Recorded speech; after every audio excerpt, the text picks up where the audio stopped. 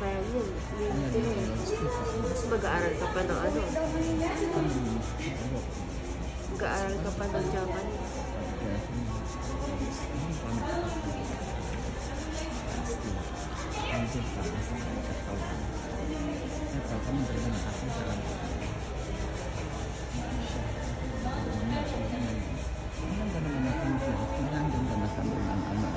Deko, ano din ang kanilang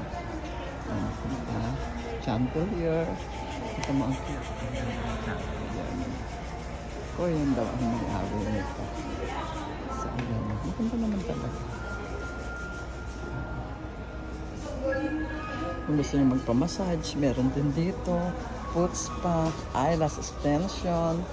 So, marami. Kaya kami mag-asawa, pamper time muna. Ayan, mga lods. First time po kami. Minsan kasi nahanap din namin talaga yung ganyan. Sa araw-araw. Mansama. Dahil ang dumi ng aking kamay. Palinis ako. Tapos na may hapon pa massage kami. Mga lods.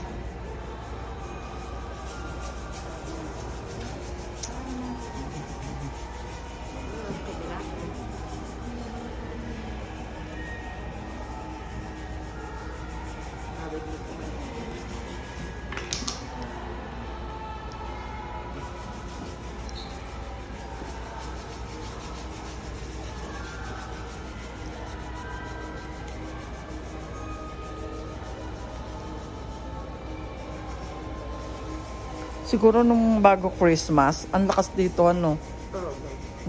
Puno sigurado. Puno. Oo. Kaya hindi kami nakisabay ng ganon. Pero yung mister ko kapupunta lang dito nung isang linggo. No? Ako pa yung Pagka ikaw palagi ang aano sa kanya dahil ganyan maggagawa. Hindi, buti nga po, hindi na ito ganun katulad ng una. Ay, oo. Pinipilit ko lang yung magpupunta. Madry kasi yung kay sir na Oo, madra yung ano niya.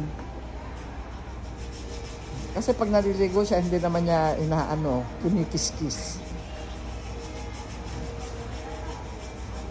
O, diba? Ang ganda na ng kanyang paa. Mukha ng paa, no?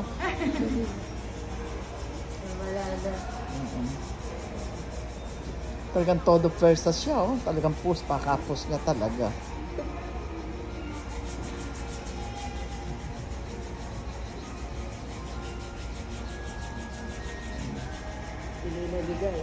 Bigay na bigay siya. madami kasi natatanggap dito.